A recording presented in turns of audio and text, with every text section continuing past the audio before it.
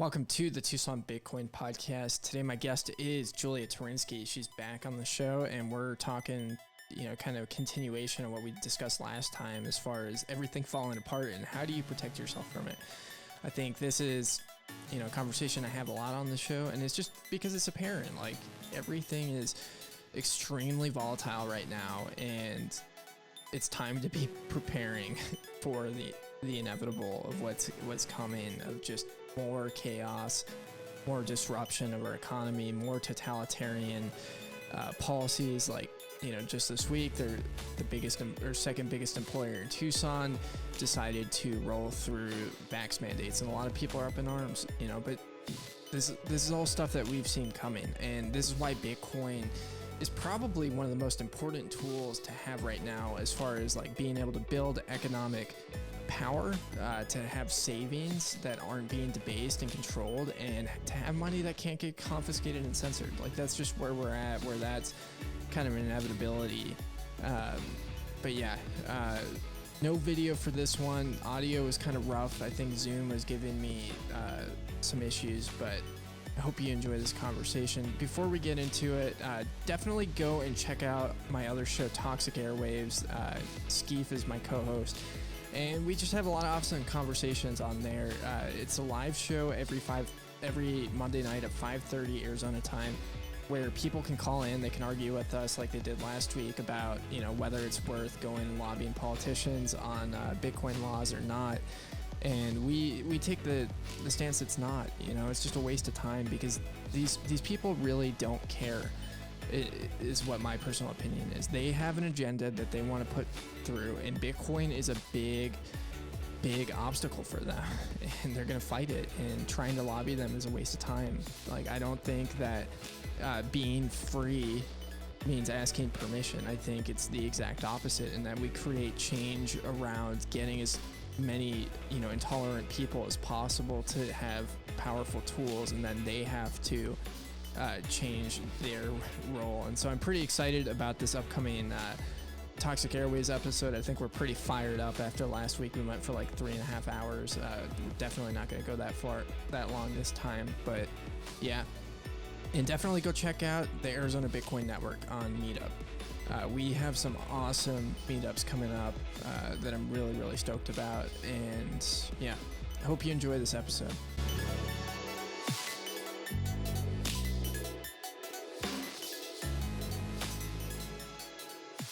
Good to have you on again, Julia. Thanks for doing this. Hi, good to be back. So I was going through our last conversation, and you were talking about a coming reckoning in the economy, and it seems like we're starting to really get into it, and things are getting really interesting. Yeah, I think people's standard of living is going to go down significantly, and it's going to be, well, it's already happening, but it's going to be pretty shocking for people who, sat at home for 2 years and supported lockdowns, and now they're ready to go to restaurants and, send their kids to school and everything, and there's no one out there to work. Yeah. So half the restaurants or more will just open and have no staff and have to close, and you won't have childcare because childcare workers don't want to work and teachers don't want to work. And so yeah, good luck everybody. Not to be like mean about it, but that's the reality. Yeah, no, it is the reality, and I think what's important for people to understand is that there's real world consequences for their decisions and what they support. Like, we just saw this week, I guess, they're calling the National Guard in Massachusetts to get kids to school because they don't have school bus drivers. It's getting ridiculous. Wow. Yeah. Yep. Things like that. Very basic workers that don't want to work anymore. Yeah. And why would you? Why would you want to do jobs that, don't pay very much relative to the rising prices? And when you can just sit on welfare, you just print money, right? So I don't blame those people. It's funny because you have like the general population who's basically like that, and then you have people that were, I personally know people that were laid off from prestigious jobs like pilots. who are now working at restaurants and just desperate to work and do something and happy to do it. So there's this funny dichotomy showing that no, not everyone's the same. People are highly variant and different. And there's almost like two classes of types of people: people that always want to work no matter what, and people that don't. Yeah. Yeah. And then there's people like you that have kind of seen these things coming and have taken steps to insulate yourself a little bit from it. I was watching your YouTube channel and admiring your chicken coop as I'm in the process of building my own right now. But that's exciting. Yeah, it's a really fun process. Yeah. I don't really like chickens, but I'm Who does? have to suck it up. Little around. They're horrible little animals, but I mean, I have a soft spot for some of my chickens, but once you actually keep livestock, you have a better sense of reality when it comes to animals. Mm, Um, and you know, in some cases you love them more. In some cases you realize that you don't have as much empathy for them as you may have had before owning them. It depends on the animal, obviously. So yeah, animals are also very different. yeah. All right. How's your relationship with your geese right now? Oh, my geese are just fantastic. They're such good guards. They don't go to bed until I go close the coop, so they just like wander around the coop at night, even though they're basically blind at night. So they're very brave birds. They've kind of adopt. I got a bunch of Muscovy ducks, so they've adopted those and kind of protect them and watch over them. They're very wonderful, loyal geese. I really, really like them, and my male goose is still aggressive towards a lot of people, and has bitten my 2-year-old a few times, and we call it goose kisses, and she gets this little mark. I mean, they'll attack you and bite you and it will hurt, but they can't like hurt, they can't hurt you. Even if a kid, like they can't really do any long-term damage, because they don't fly really. Domesticated geese barely fly, so they don't have that wing power. Mm. Um, so you don't have to worry about it too much. But yeah, no, love the geese. I would be very upset if something happened to those guys. Yeah. Yeah. Is that like their main function is to act as guards for the other animals, for the chickens, ducks? That's what I use them for, and they do a very good job. Yeah, they're just kind of at the top of the pecking order, and they also, with power comes responsibility. They watch over everybody as well. Hmm. Yeah, I got attacked by um, geese as a kid, so I'd probably have to work through some fears around that. If you hand raise them, it's a lot better, and also you can avoid male geese. You could just have female geese, and they will not attack you Yeah, unless they're, sitting on a nest. But that's your own fault at that point. yeah, yeah. I mean, working through those fears is kind of fun. Like I have some major fears around rattlesnakes, but have been able to work through it and corral them without much issue. Still get like this crazy uh, fear that overcomes me, but it's yeah, I don't have that with geese that bad, but That's a pretty good fear to have, though. Probably avoid poisonous snakes if you can. yeah, this topic of self sustainability and being, I think it's so empowering, and this is a big part of what I feel like Bitcoin's about. Um, how do you think it kind of like impacts your family's emotional, mental, spiritual health, kind of versus just being dependent entirely on this messed up system? I think, a lot of what we do isn't large scale enough to be like fully relied upon. It's more like playing sustainability. And at this point, that's very good prep for if things do go bad. Like we know what it would take to scale it. And we are working towards getting more land and being able to scale it, etc.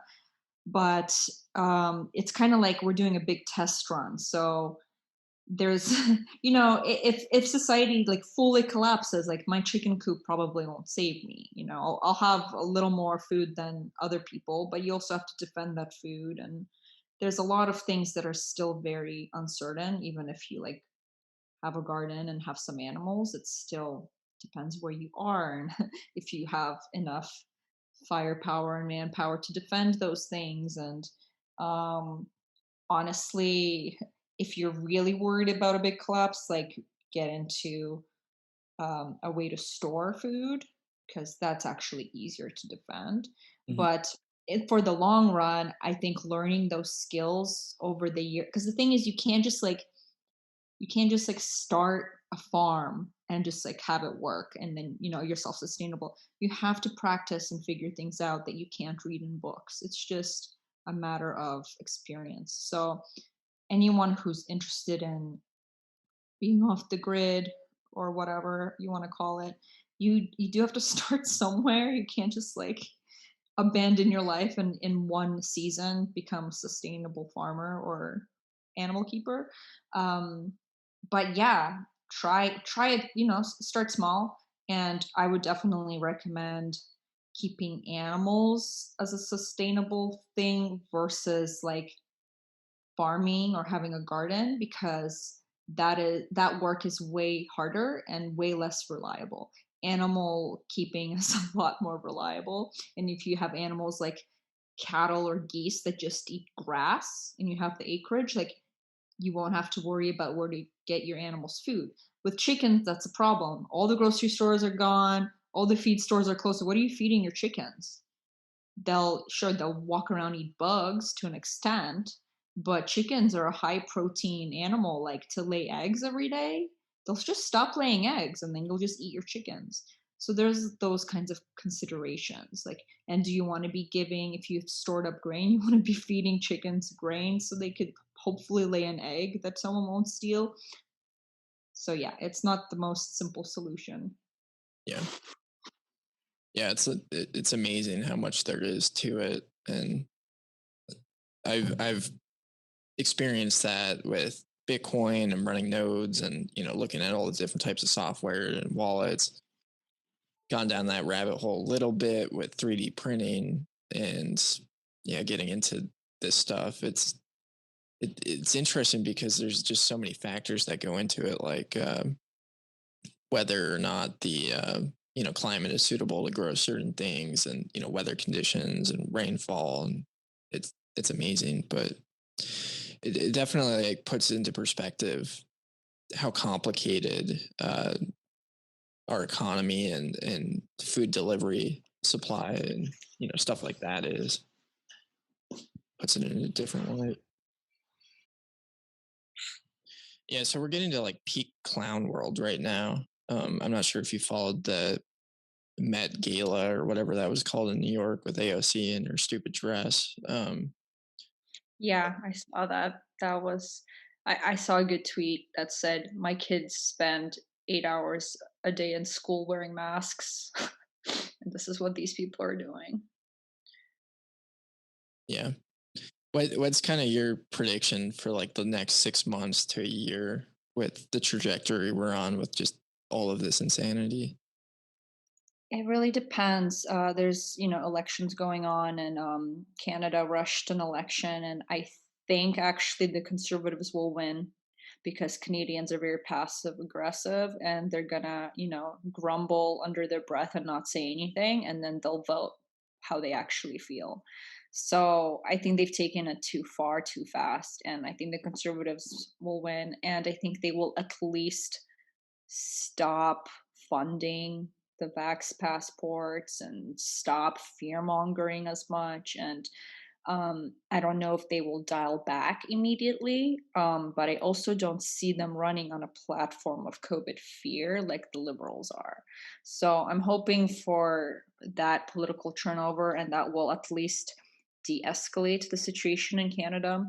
Um, Australia is a whole trip, so the population there seriously needs to take their future into their hands. Otherwise, it's just gonna be worse and worse and worse and worse because power doesn't stop on its own. Mhm. Um, America's basically a split society now. I'm glad I'm in Texas. And even within Texas, there are battles. There's a bunch of, schools defying the mask on a mandate, I guess you can call it. And um, it's been interesting. And I had a video up for a while talking about how this is the people at this point leading this. Like, so if a bunch of parents want to mask their kids forever, like that's not the government's fault at this point. This is like your neighbor. So you need to figure out what kind of neighbors you want and where you want to live and what kind of people you want to be around. And unfortunately, people are so um comfy cozy in their everyday lives that the possibility of their child dying from something that's actually quite rare for them to die from, more rare than a car crash, right? But it's novel, so it scares people. They just shut down completely and destroy their lives and destroy their kids' lives and health in other ways, and because they're not willing to take the risk. So we're just that kind of society now. That's what happens when we have a system where very weak people are prioritized. And I don't necessarily mean that in a derogatory way towards physically weak people. I actually mean that more towards mentally weak people. Yeah. Yeah, it's a wild system. Like people are so detached from real world consequences that they're allowed to just, sit on their butts and rake in money by being freeloaders pretty much. Like Tucson particular, 6 out of the 10 top employers of the city are government agencies, and it's not about um producing anything of value for society. It's about, I don't know, just extracting wealth, from the productive people, and it totally messes up all the incentives. It's wild to watch, and yeah, Yeah. It's crazy and it's not sustainable. And I think in my lifetime, there's going to be a horrific financial crisis. And I think it's probably coming very soon. I don't know how long they'll be able to kind of draw it out. I think the crisis could be a very kind of slow crisis over a couple of years, with just like more and more problems snowballing, but slow enough so that people don't, you know, um, freak out on the streets. That would be ideal for the system if it's just like very gradual. But I don't know. I don't think anyone can predict that 100%. But what we can say 100% is that it will happen at some point. yeah.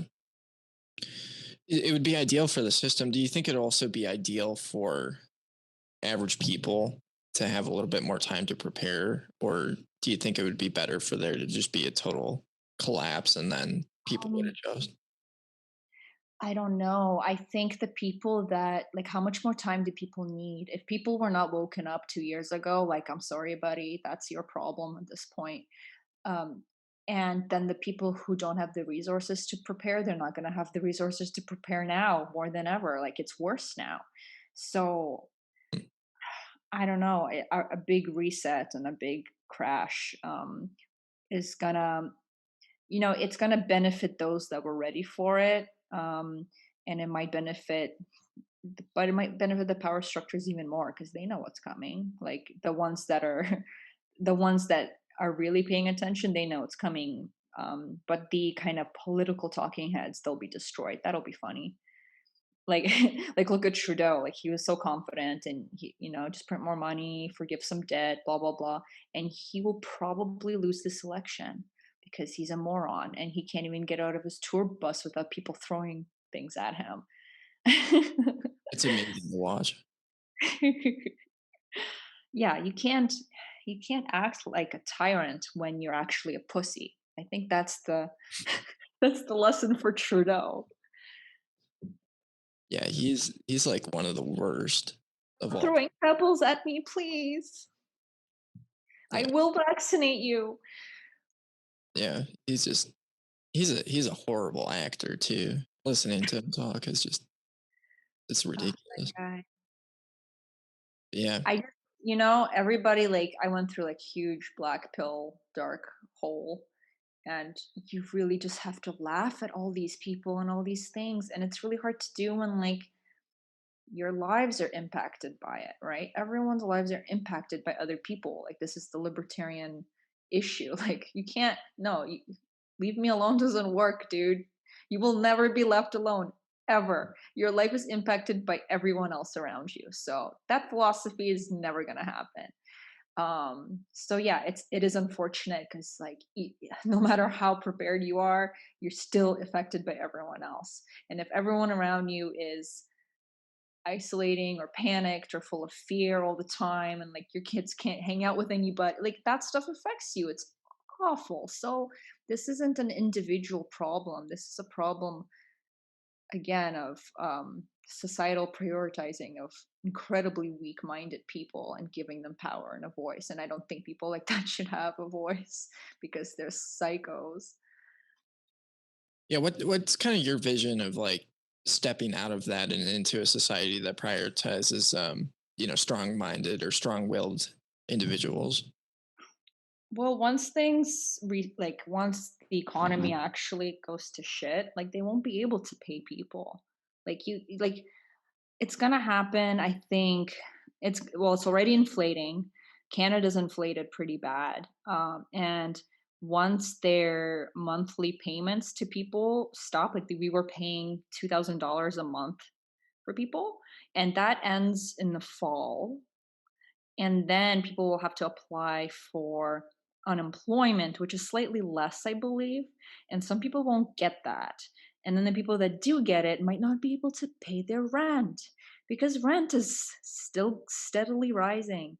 And then maybe, in a year or two, when those locked down young people find someone to marry or be with, they'll be like, oh my God, I can never afford a house ever. And these things accumulate, and systems can't support the entire country on welfare. You have to have a productive middle class. And how can you have a productive middle class when no one can afford the things the middle class is producing, or when there's no workers for the middle class to produce anything, or when the middle class has gone bankrupt because their businesses were closed for 2 years? And then 3 years because no one was working at their businesses. So it's just an accumulation of factors, and there is a tipping point. You can't print money forever. It's already inflating, and it's just at what rate is it going to inflate? Because it's already pretty bad. What is it? Lumber is like 50% more expensive. It's more expensive, maybe okay, 30%. Let's not be too extreme, but um, it's getting worse. It's not going down in price. Yeah. Yeah, I think this is like, a fantastic opportunity for people that are on the beat a little bit to start building out the parallel economies. Yes, and they should. There's money everywhere. You want to make money right now and you're not super skilled and you don't have too many resources, start a daycare. Start a daycare from your home. Do you have a house? Do you rent a house? Do you have an extra room? Start a daycare. Do you know how in demand that is right now? Mm. Everyone's working from home. They can't freaking do their work. Um, so that's just one example. There's money everywhere. You just have to want to work. I think one interesting thing is like the schools are trash and they've been trash for a while. And I think a lot of people are waking up to that. And it's pretty apparent. But the idea of like pod schooling, because a lot of people aren't able to fully homeschool because Yes. single parents or dual working households. I think that Start a good educational daycare. Homeschool daycare. Do you know, like, honestly, it doesn't take that much creative juice to come up with these things. Like, I'm just firing this off. A normal person could do it. Like, learn phonics and offer phonics at for 5 year olds at your daycare or whatever. Um, and you'll make money. Parents are. I called daycares around my neighborhood just to see wait lists. They won't even take your name. There's just wait list after wait list after wait list. They don't even want to talk to you. That's how in demand they are. And half of the centers are closing because they have no staff. So it's like people need to stop whining and find the money because it's there. yeah, that's really interesting. That's definitely like a take I haven't seriously considered. Yeah, hairdresser, like there's a shortage of everything right now. Everything. It's impossible. Handyman. Oh my goodness. This I can't imagine a better time to become an electrician or a plumber. Holy moly. These people to get an AC fixed, you're like takes like at least a week ahead. Like you can't call someone anymore and they're like, I'll be right there. It's really hard. everyone is in such high demand. Like people with real skills or real services to offer you, money is everywhere. You just have to get off your butt. Yeah. Yeah, 100%. So yeah, we're trending towards some pretty precarious waters right now. But what's got you hopeful in the future and stoked on life? While I'm pregnant, so that's really exciting. Relations. Yeah, I'm done feeling crappy about everything, and I'm just looking forward to having another baby. I'm looking forward to buying more land. I'm looking forward to, you know, possibly having my parents live in the same area as me in a few years because they're tired of Canada. Um, my parents went from being complete Canadian patriots to saying that it's communism again in 6 months, and they're done. They're done with the country, and that they're not unique in that. There's been like a huge exodus of upper middle class and rich people from Ontario. They just left. They went to America or whatever, wherever. So I'm trying to just like have a very long term vision about these things. And, at the end of the day, like, you can't control this stuff. You can only control your own attitude and your own choices. And unfortunately, the majority of people are ruled by fear and are fully irrational. And you can't change that. People have always been like that. So you just have to kind of make peace with the fact that you're an outlier and you need to find other people like you. And then you need to try and make these things not affect you as much as possible. And I come from a place of privilege saying that being a Texas resident, I acknowledge my privilege. Yeah, definitely come from a place of privilege being an Arizona resident. We've got a Is pretty it, good year. it's been good here? It's been Uh, good there? it's been absolutely fantastic. You've got some of the counties like Pima County that I'm in has been a little bit tyrannical, but there's just such a strong libertarian backbone here that people don't really put up with it. And there's the mob that is the mob, and they don't really matter. But we've been pretty solid. That's awesome. Yeah, I feel like that in Texas too. There's just too many reasonable people here that prioritize their liberties over complete safety, which doesn't even exist anyways. That's my like the mask thing on kids at school. Like it just drives me nuts because let's say masks are okay. Let's be very generous and say 60% effective. Okay, they're 60% effective in a single tested scenario. So, if a kid is in a class with a bunch of other kids every day, okay, except the weekend, but 5 days a week, then every day they have a chance of still catching COVID, like a pretty big chance, because it's only 60% effective. So, you're so hysterical about them wearing a mask because you're worried they will die of COVID, but you only love them 40%. Yeah, Or like, sorry, you're willing to take a risk of 40%. You only love them 60%. You don't love them 100%. What? I don't get it. And then like, okay, well, they're probably not going to die. They'll just get sick. Okay, let them get sick then. And if your kid is actually compromised, you're fucked up for sending them to school, mask or not. If you have a kid with a heart condition or a lung condition or whatever the conditions are that make COVID complicated for your child, please homeschool your child. My goodness. And these types of parents have the audacity to lecture us. And it's like, dude, you love your kid 60%. Like, you can fuck off. yeah.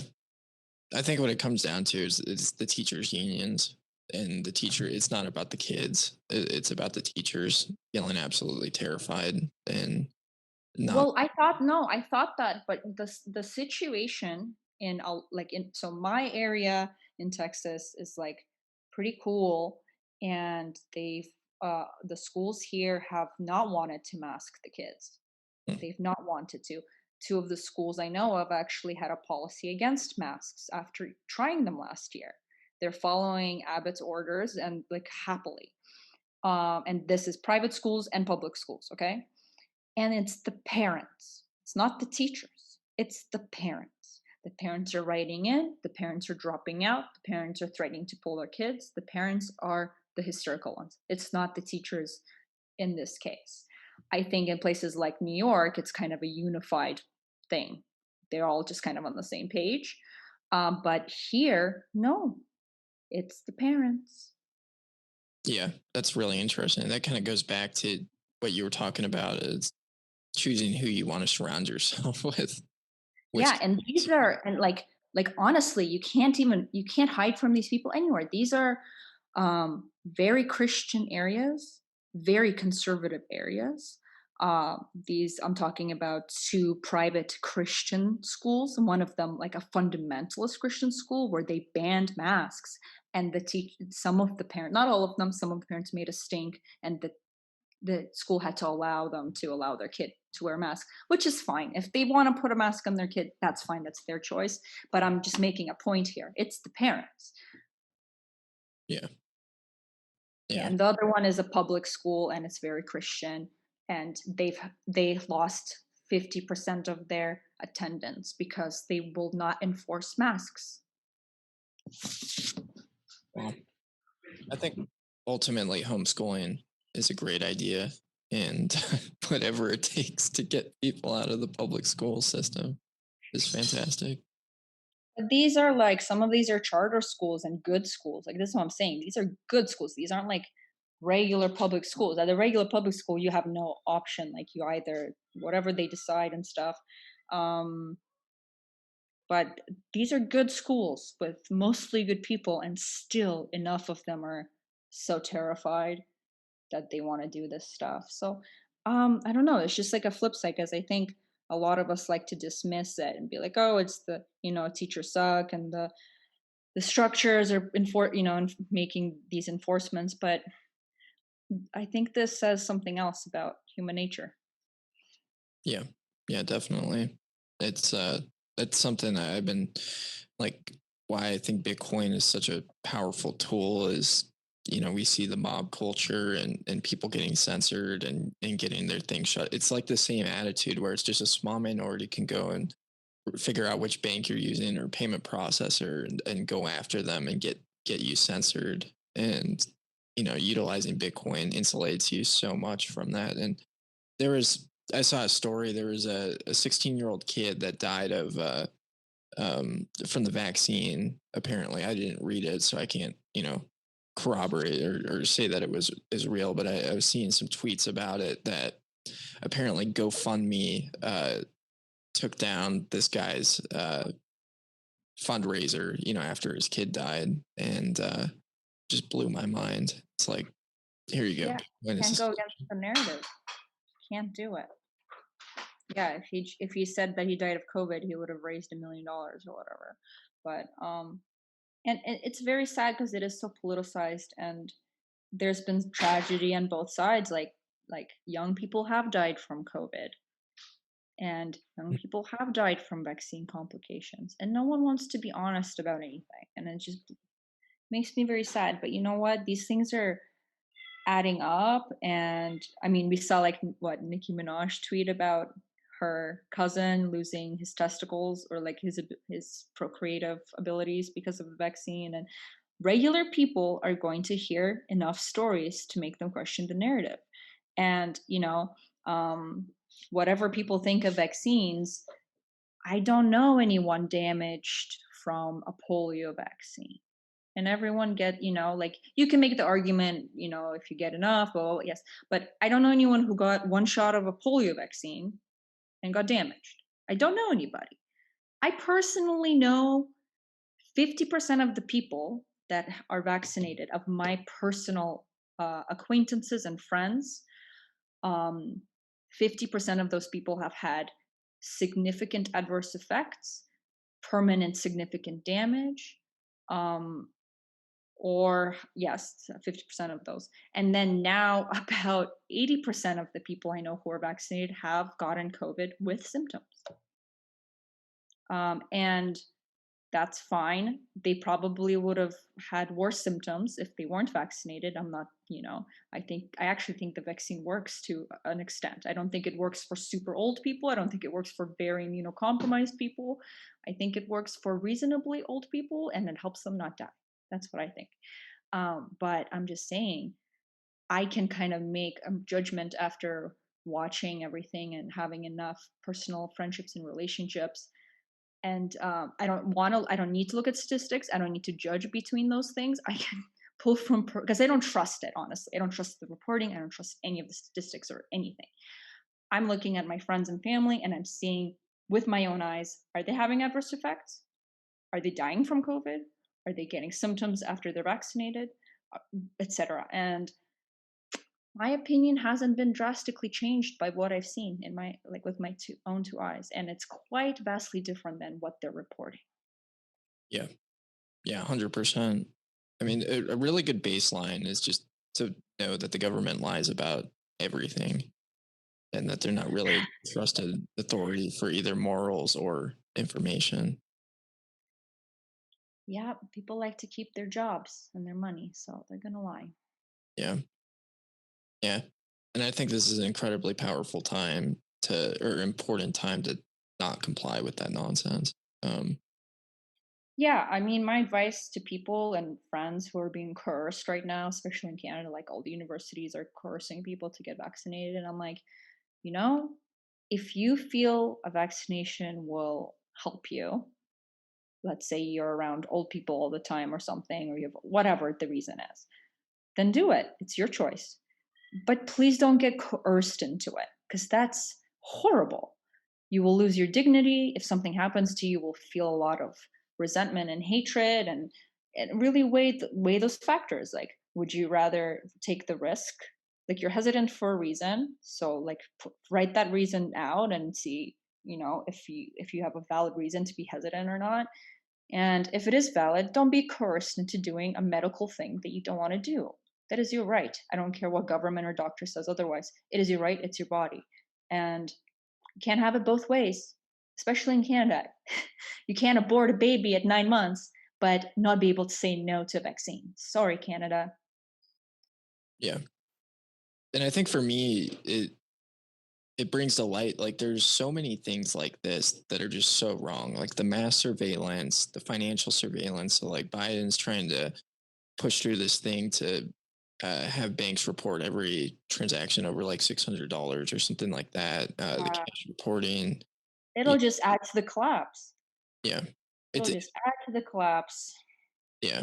And so when I say like non-compliance, it's a I think it's all of it. Like, that we've um allowed all of these things to get eroded, and now we have a tool set that we can actually like have a meaningful fight back against. And we also Mhm. have a population that is starting to wake up to these things and see how wrong it is. And that's kind of my take on it. Yeah, I think I will always advise as like just a default, uh, be smart, circumvent, try not to do anything illegal ever, because then they have something over you, right?